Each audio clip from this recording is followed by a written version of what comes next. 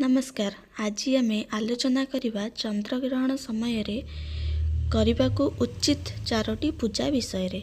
पौराणिक शास्त्र अनुसार ग्रहण समय अत्यंत पुण्यमय बोली धरा जाए।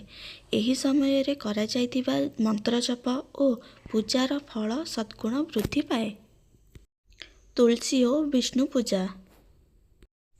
ग्रहण समय रे विष्णु और तुलसी पूजा कले घरे नेगेटिव दूर हुए। ओम नमो भगवते वासुदेवाय मंत्र जप करंतु। ग्रहण समय रे तुलसी जल पान करने शुभ। महामृत्युंजय मंत्र जप। एही समय रे महादेवंक महामृत्युंजय मंत्र जप को सबुठु शक्तिशाली माना जाए।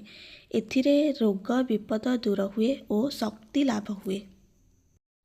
दान पुण्य। ग्रहण शेष ग्रहण शेष हेले 1 लोटा जल क्षीरा फल कपड़ा इत्यादि दान करने अत्यंत शुभ।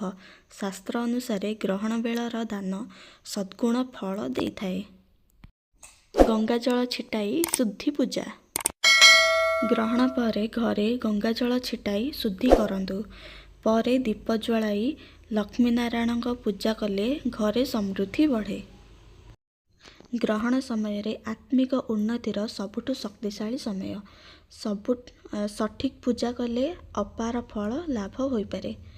यही वीडियोटी भल लगी लाइक शेयर और सब्सक्राइब करंतु। नमस्कार।